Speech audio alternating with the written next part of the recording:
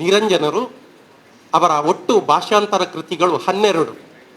ಆ 12ರಲ್ಲಿ ಅವರು ಆ ಪಕ್ಷದ ಸಕ್ರಿಯ ಕಾರ್ಯಕರ್ತನಾಗಿದ್ದಾಗ 2 ಕೃತಿಗಳು ಹೊರಬಂದವು. ಅದರಲ್ಲಿ ಸಮತಾವಾದ ಮತ್ತು ಅದರ ಪರಿಷ್ಕೃತವಾದಂಥ ಒಂದು ಕೃತಿ ಮಾರ್ಕ್ಸ್ವಾದ ಎಂದರೇನು, ಇದೆರಡು ಆರಂಭದ್ದು. ಅವರು ಯಾವಾಗ ಆ ಪೊಲಿಟಿಕಲ್ ಪಾರ್ಟಿಯಿಂದ ಹೊರಗೆ ಬಂದರೋ ಆಮೇಲೆ ಅವರ ಉಳಿದಂತಹ ಭಾಷಾಂತರ ಕೃತಿಗಳು ಬಂದಿವೆ ಎನ್ನುವಂಥದ್ದು ವಿಶೇಷ. ಇನ್ಕ್ಲೂಡಿಂಗ್ ಗಾರ್ಕಿಯವರ ತಾಯಿ ಎನ್ನುವಂಥದ್ದು ಅದು ಕಮ್ಯುನಿಸ್ಟ್ ತಾತ್ವಿಕತೆಗೆ ಸಂಬಂಧಪಟ್ಟಿದ್ದರೂ ಕೂಡ ನಿರಂಜನರು ಸ್ಪಷ್ಟವಾಗಿ ಹೇಳ್ತಾರೆ, ಇದು ಈ ಕೃತಿ ಯಾಕೆ ಬಹಳ ಮುಖ್ಯ ಅಂತ ಹೇಳಿದರೆ, ಇದು ಒಂದು ದಸ್ತಾವೇಜು ಸಾಹಿತ್ಯ, ಆ ಪದವನ್ನು ಅವರು ಬಳಕೆ ಮಾಡ್ತಾರೆ. ಒಂದು ಡಾಕ್ಯುಮೆಂಟರಿ ರೈಟಿಂಗ್ ಆಗಬಹುದಾಗಿದ್ದ ಕೃತಿ ಒಬ್ಬ ಸಾಮಾನ್ಯ ಬರಹಗಾರನ ಕೈಯಲ್ಲಿ ಸಿಕ್ತಿದ್ರೆ ಅದು ಮ್ಯಾಕ್ಸಿಮ್ ಗಾರ್ಕಿ ಅಂತವರ ಕೈಯಲ್ಲಿ ಸಿಕ್ಕಿದ್ದರಿಂದ ಅದಕ್ಕೆ ಒಂದು ಕಲಾತ್ಮಕ ಸ್ವರೂಪ ಬಂತು. ಹಾಗಾಗಿ ನಾನು ಸಾಹಿತ್ಯದ ವಿದ್ಯಾರ್ಥಿಯಾಗಿ ಇದು ಬಹಳ ಮುಖ್ಯ ಅಂತ ಅಂದುಕೊಂಡವರು. ಹಾಗಾಗಿ ಇನ್ನಿತರ ಕೃತಿಗಳನ್ನು ಚುಟುಕಾಗಿ ಪರಿಶೀಲಿಸುವುದಾದರೆ ಅದು 1954 ಸುಮಾರಿಗೆ ಬಂದಂಥ ತಾಯಿ, ಆಮೇಲೆ ಬಂದಂಥ ಅಧಪತನ, ಅದೇ ರೀತಿಯಲ್ಲಿ ಮ್ಯಾಕ್ಸಿಮ್ ಗಾರ್ಕಿಯವರದೇ ನನ್ನ ಬಾಲ್ಯ, ಜನತೆಯ ನಡುವೆ ನನ್ನ ವಿಶ್ವವಿದ್ಯಾಲಯ, ಇದನ್ನು ಆತ್ಮಕಥಾತ್ರಯಿ ಅಂತ ಗುರುತಿಸಿದ್ದಾರೆ. ಹಾಗಾಗಿ ನಿರಂಜನರ ಬಾಲ್ಯಕ್ಕೂ ಬದುಕಿಗೂ ಗಾರ್ಕಿಯವರ ಬದುಕಿಗೂ ಸಾಕಷ್ಟು ಸಾಮ್ಯಗಳಿರುವುದನ್ನು ನಾವು ಗಮನಿಸ್ತೇವೆ. ಗಾರ್ಕಿಯವರು ಒಂದು ಕಡೆ ಹೇಳ್ತಾರೆ, ನಾನು ಇನ್ನೂ ಮರಣವನ್ನು ಪೋಸ್ಟ್ಪೋನ್ ಮಾಡಬೇಕು, ಅದಕ್ಕಾಗಿ ನಾನು ಒಂದು 20-30 ವರ್ಷ ಬದುಕಬೇಕು, ಅದಕ್ಕಾಗಿ ನಾನು ಬರೀತೇನೆ. ಒಂದು ವೇಳೆ ಅಷ್ಟಾಗದಿದ್ದರೆ 3 ವರ್ಷವಾದರೂ ಬರೀತೇನೆ, ಕನಿಷ್ಠ 2 ವರ್ಷವಾದರೂ ಬರೀತೇನೆ ಅಂತ. ನಿರಂಜನರು ಪ್ಯಾರಾಲಿಸಿಸ್ ಸ್ಟ್ರೋಕ್ ಆದ ಬಳಿಕವೂ ಕೂಡ ಆ ಮಹತ್ತರವಾದಂಥ ಇವತ್ತಿನ ಯಾವುದೇ ಇಂಟರ್ನೆಟ್ ಸೌಲಭ್ಯಗಳು ಇಲ್ಲದ ಕಾಲಕ್ಕೆ ಹಿರಿಯರ ವಿಶ್ವಕೋಶವಾಗಲಿ ವಿಶ್ವಕಥಾಕೋಶವಾಗಲಿ ಎಂಥ ಪ್ರಚಂಡವಾದಂಥ ಪ್ರಯತ್ನಗಳು ಎನ್ನುವುದನ್ನು ನಾವು ಗಮನಿಸಲಿಕ್ಕೆ ಸಾಧ್ಯವಾಗ್ತದೆ.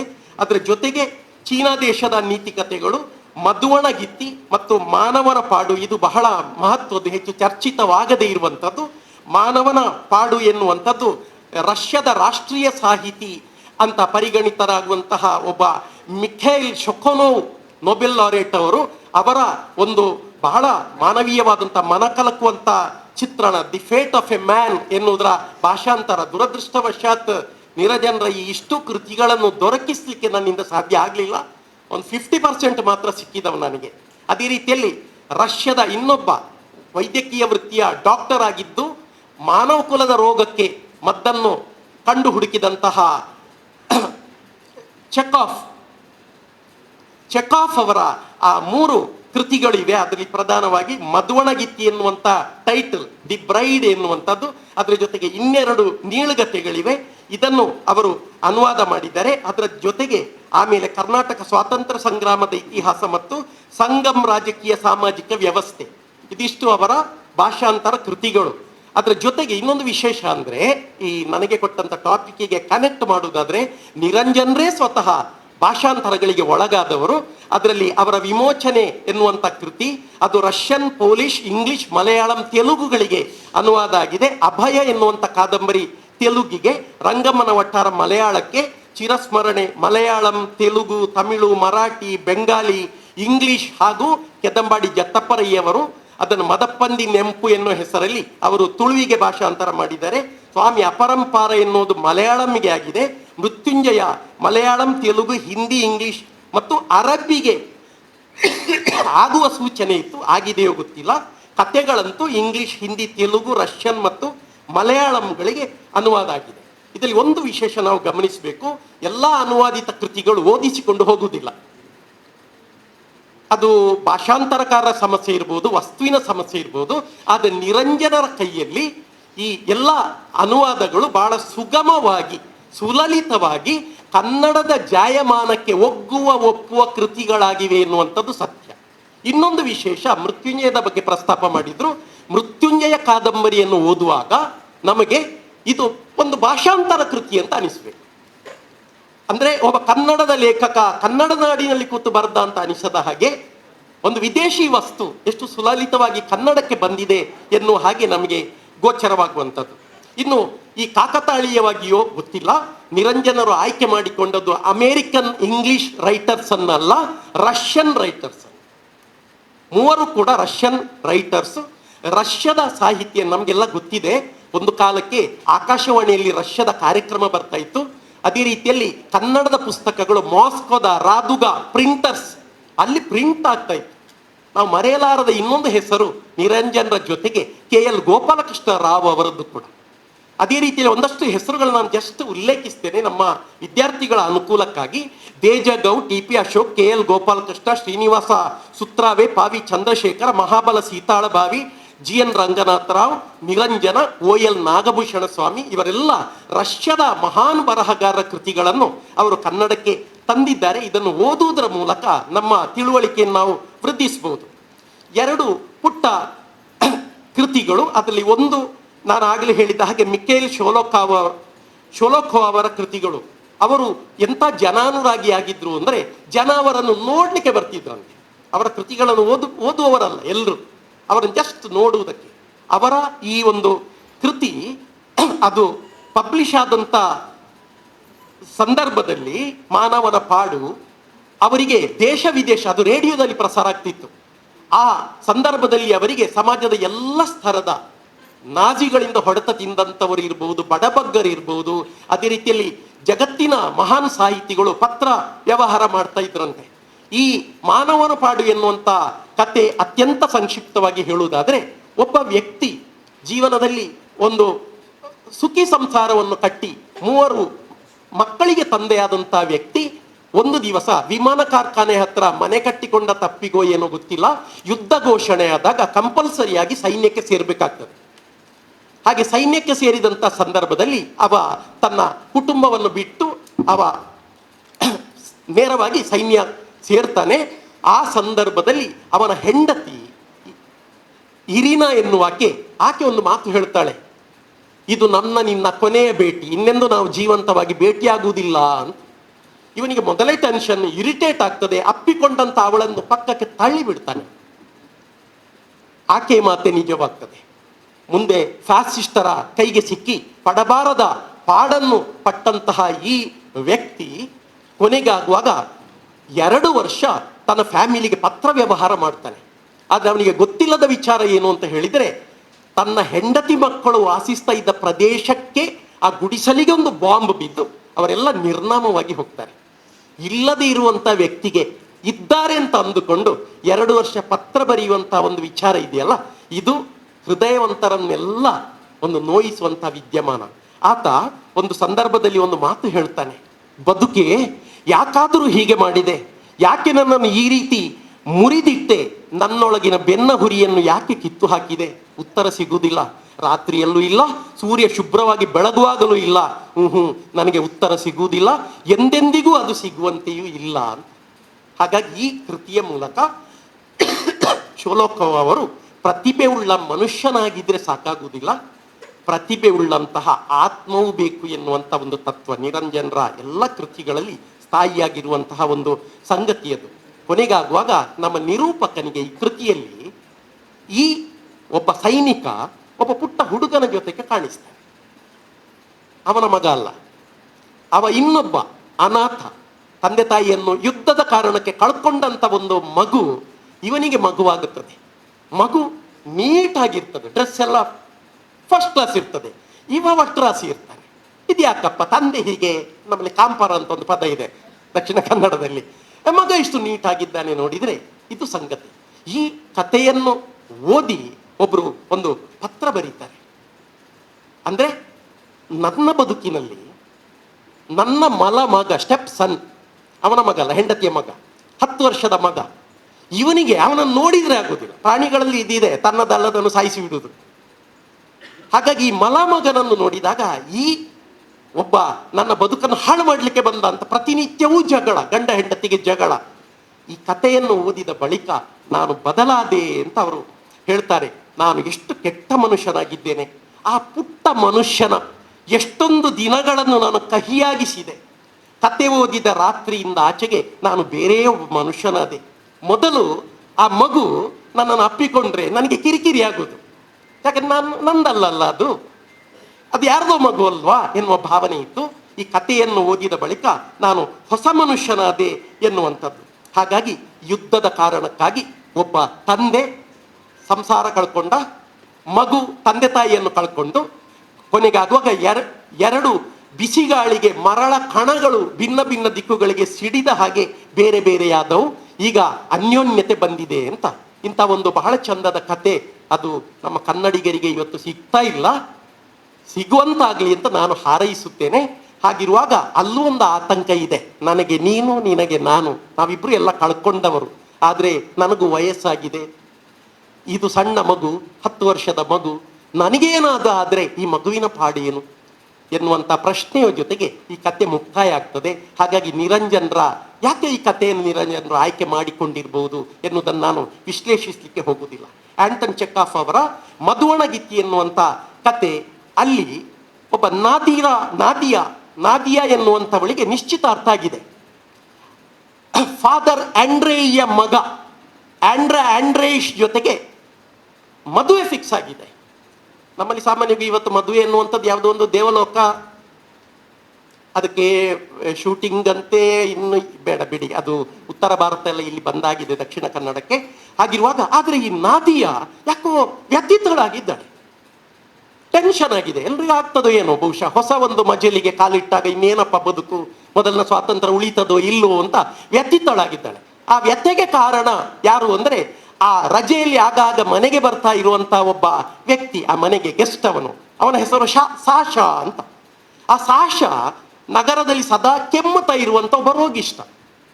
ಆದ್ರೆ ಅವನು ಹಳ್ಳಿಯ ರೋಗಕ್ಕೆ ಮದ್ದು ಹುಡುಕ್ತಾನೆ. ಅವ ಬಂದು ಹೇಳ್ತಾನೆ, ನಿನ್ನ ಬದುಕನ್ನು ಯಾಕೆ ನೀನು ಹೀಗೆ ವೇಸ್ಟ್ ಮಾಡ್ತಿ, ಯಾರಿಗೂ ಹೆಂಡತಿಯಾಗಿ ಕಳೆದು ಹೋಗ್ತೀಯ, ನೀನು ಮದುವೆ ಆಗಬೇಡ ಅಂದ್ರೆ. ನನಗೆ ಮದುವೆ ಆಗಲಿಲ್ಲ, ನೀನು ಆಗೋದು ಬೇಡ ಅಂತ ಹಾಗೆ ಹೇಳಿದ್ದಲ್ಲ ಅವ. ಬದಲಾಗಿ ನೋಡು, ಇಡೀ ಹಳ್ಳಿ ನೋಡು, ಈ ಹಳ್ಳಿ ವ್ಯರ್ಥವಾಗಿ ಕೊಳತು ನಾರ್ತಾ ಇದೆ, ನಿನಗೆ ಕಾಣ್ತದೆ ಬಹಳ ಚಂದ ಇದೆ ಇದು ಅಂತ. ಸ್ತಬ್ಧ ಸೌಂದರ್ಯ ಇದು ನೋಡಿ, ಆ ಪದವನ್ನು ಬಳಕೆ ಮಾಡುವಂಥದ್ದು. ಹಾಗಿರುವಾಗ ಹಳ್ಳಿಯ ನಿಶ್ಚಲ ಸೌಂದರ್ಯ, ಸ್ತಬ್ಧಗೊಳಿಸುವ ಗುಣ, ಇದು ಏನು ಮಾಡಿದೆ ಗೊತ್ತಾ?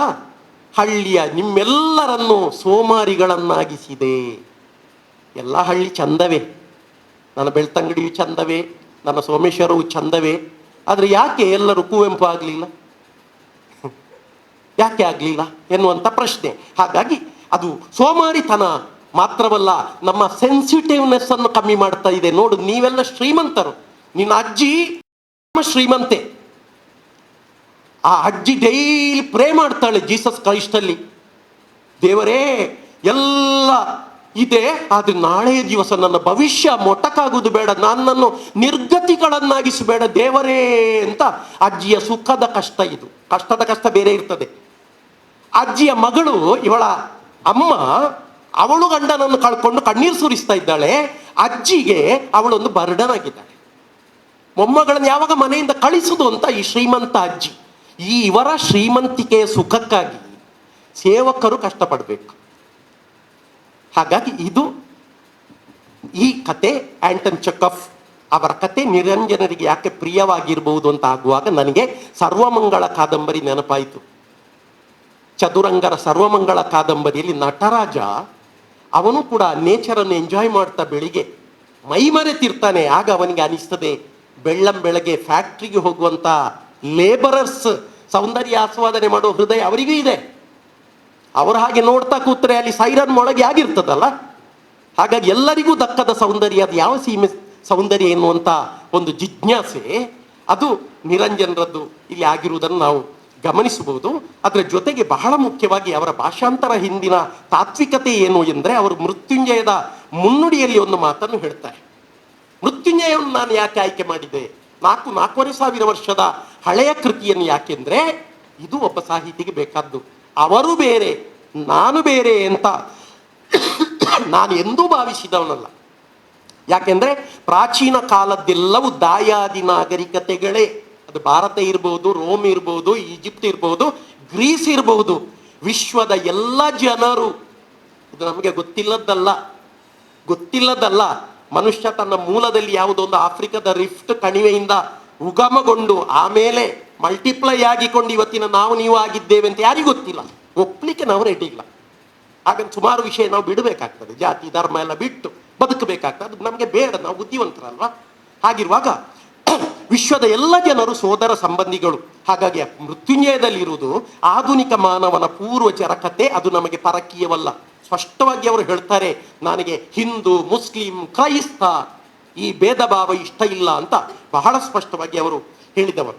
ಹಾಗಾಗಿ ಮಧ್ವಣಗೀತೆಯಲ್ಲಿ ಈ ಥರದ ಒಂದು ಅವರ ಪೂರ್ವದ ಒಂದು ನವೋದಯದ ಒಂದು ಸೌಂದರ್ಯ ಆರಾಧಕ ಪ್ರವೃತ್ತಿಯ ವಿರೋಧದ ಮನೋಧರ್ಮ ಕೂಡ ಅವರದ್ದು ಆಗಿದ್ದರಿಂದ ಬಹುಶಃ ಅವರಿಗೆ ಈ ಭಾಷಾಂತರ ಪ್ರಿಯವಾಯಿತು ಅಂತ ನಾವು ಭಾವಿಸ್ಲಿಕ್ಕೆ ಸಾಧ್ಯವಾಗ್ತದೆ. ಅದರ ಜೊತೆಗೆ ಅಲ್ಲಿ ಒಂದು ಮಾತಿದೆ, ಅಲ್ಲಿ ಸಾಶ ಹೇಳ್ತಾನೆ ಮಧ್ವಣಗೀತೆಗೆ, ಅವಳು ಮದುವೆಗೆ ಸಿದ್ಧಳಾಗಿದ್ದಾಳೆ, 1 ತಿಂಗಳಲ್ಲಿ ಇನ್ನು ಮದುವೆ ಎಲ್ಲ ತಯಾರಿ ಆಗುತ್ತಾ ಇದೆ. ಆ ಹೊತ್ತಿನಲ್ಲಿ ಅವನು ಹೇಳ್ತಾನೆ, ನೋಡು ಬದುಕನ್ನು ಹಾಳು ಮಾಡಬೇಡ, ಇನ್ನೊಮ್ಮೆ ಅವನನ್ನು ನೋಡು, ನಿನ್ನ ಕೈ ಹಿಡಿದು ಬಾಳಿಸುವಂಥವ್ನು ನಿನಗೆ ಫಿಟ್ಟ ಅಂತ ನೋಡು, ಬದುಕನ್ನು ಯಾವಾಗಲೂ ತಲೆ ಕೆಳಗಾಗಿಸಿ ನೋಡು. ಹಾಗೆ ತಲೆ ಕೆಳಗಾಗಿಸಿ ನೋಡಿದಾಗ ಅನೇಕ ಸತ್ಯಗಳು ಹೊಳಿತವೆ.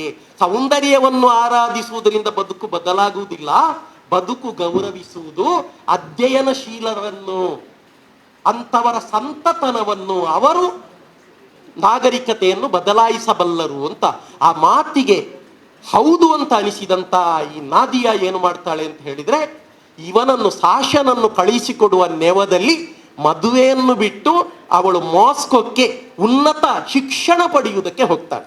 ನಮ್ಮಲ್ಲಿ ಇವತ್ತಿಗೂ ಕೂಡ ಶಾಲಾ ಕಾಲೇಜುಗಳಲ್ಲಿ ಮದುವೆಯ ಪ್ರಪೋಸಲ್ ಬಂತು ಅಂತ ಹೇಳಿಕೊಂಡು ಅರ್ಧಕ್ಕೆ ಡಿಗ್ರಿಯನ್ನು PUC ಬಿಟ್ಟು ಓಡುವಂಥವ್ರು ಇವತ್ತಿಗೂ ಉಳಿದಿರುವಾಗ ಅವತ್ತಿನ ನಾದಿಯನ ಒಂದು ತೀರ್ಮಾನ ಇದೆಯಲ್ಲ, ಇದು ಬಹಳ ಅದ್ಭುತವಾದದ್ದು ಅಂತ ನನಗೆ ಅನಿಸ್ತಾ ಇದೆ.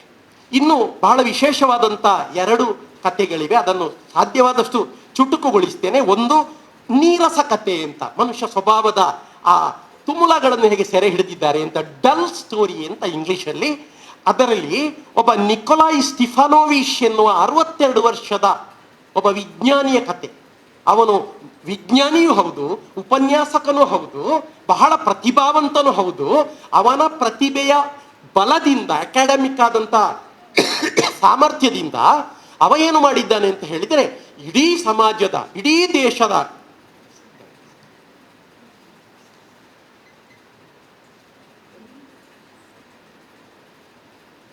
ದೇಶದ ಅತ್ಯಂತ ಗಣ್ಯಾತಿ ಗಣ್ಯರ ಸಂಪರ್ಕವುಳ್ಳವನು.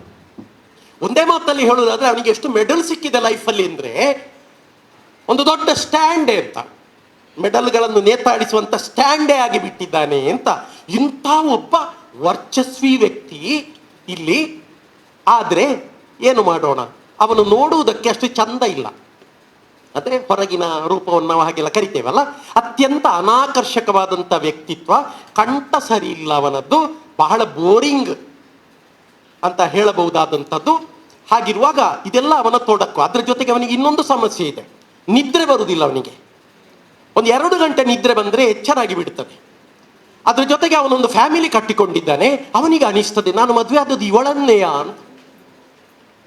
ಯಾಕೆ ಅಂತ ಹೇಳಿದರೆ, ಅವಳು ಈಗ ಮಾತಾಡೋದು ಬರೀ ಸಂಸಾರದ ತಾಪತ್ರಯಗಳ ಬಗ್ಗೆ ಮಾತ್ರ. ಯಾವ ಎಲ್ಲ ಜೀವನಗಳು ಕೊನೆಗೆ ಒಂದು ಕ್ಷಣದಲ್ಲಿ ಯಾಂತ್ರಿಕ ಆಗಿ ಬಿಡ್ತದಲ್ಲ, ಹಾಗೆ ಇವ ನಿದ್ರೆಯಿಂದ ಎಚ್ಚೆತ್ತ ಹೊತ್ತಿನಲ್ಲಿ ಅವಳು ಬಂದುಕೊಂಡು ಮನೆ ಫರ್ನಿಚರ್ ಬಗ್ಗೆ, ಇನ್ನೊಂದರ ಬಗ್ಗೆ, ಮತ್ತೊಂದರ ಬಗ್ಗೆ ಮಾತಾಡುವಂಥವಳು. ಮಗ ಒಳ್ಳೆ ಜಾಬಲ್ಲಿದ್ದಾನೆ, ಸಂಬಳ ಇಲ್ಲ, ಕಂಪನಿ ದೊಡ್ಡದು, ಸಂಬಳ ಇಲ್ಲ. ಮಗಳು ಒಬ್ಬನನ್ನು ಪ್ರೇಮಿಸ್ತಾ ಇದ್ದಾಳೆ.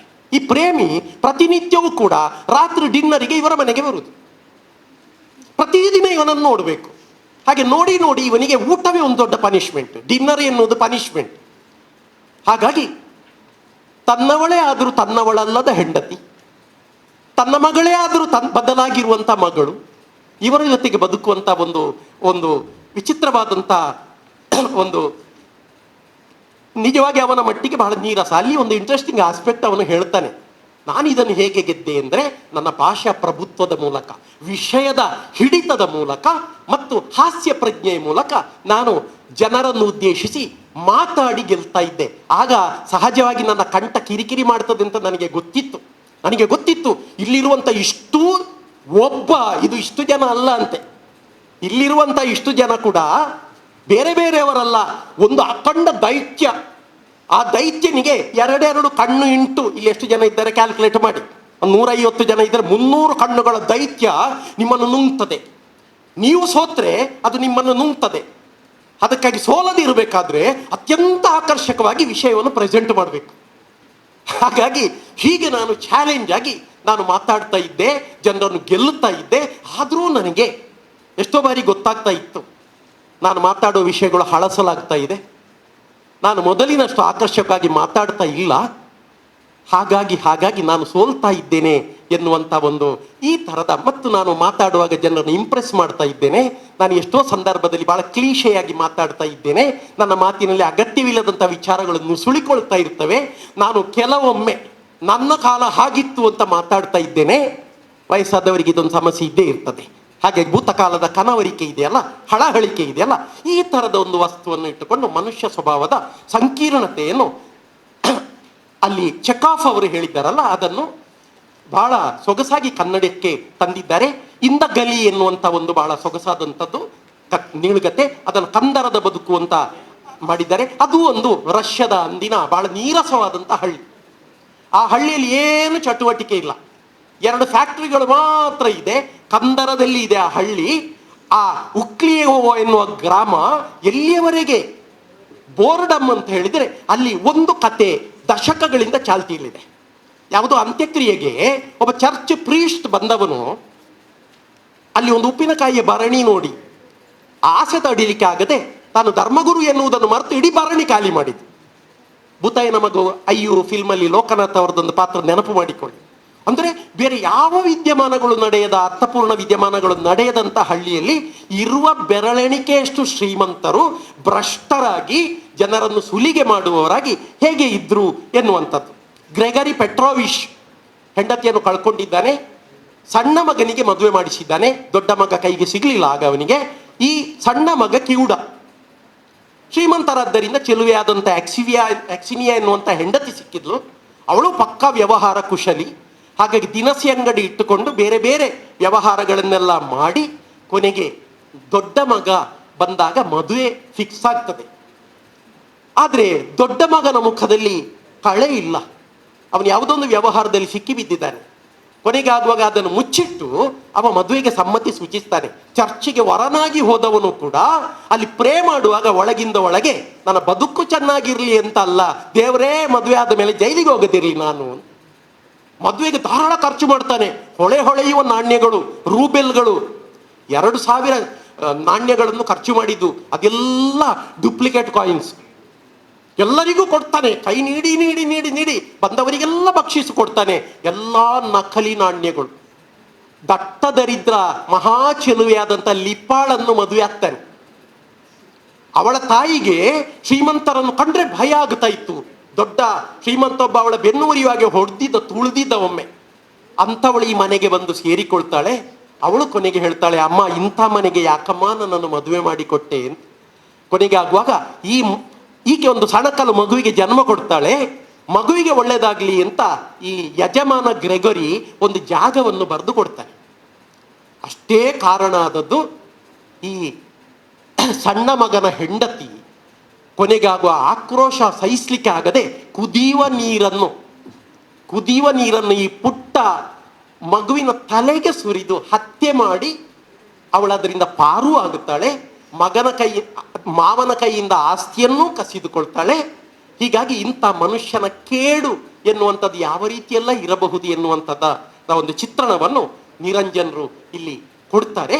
ಅದ್ರ ಜೊತೆಗೆ ಬಹಳ ಚರ್ಚೆಯಾದದ್ದು, ಇದೆಲ್ಲ ನಾನು ಸ್ವಲ್ಪ ವಿಸ್ತಾರವಾಗಿ ಯಾಕೆ ಚರ್ಚಿಸಿದೆ ಅಂದರೆ ಇದು ಹೆಚ್ಚು ಜನರಿಗೆ ತಲುಪಲಿಲ್ಲ ಎನ್ನುವಂಥ ಕಾರಣಕ್ಕಾಗಿ ಮ್ಯಾಕ್ಸಿಮ್ ಗಾರ್ಕಿ ಅವರ ಕೃತಿಗಳ ಬಗ್ಗೆ ಹೇಳಿದೆ. ಅದರಲ್ಲಿ ಬಹಳ ಮುಖ್ಯವಾದದ್ದು ತಾಯಿ ಎನ್ನುವಂಥ ಕೃತಿ.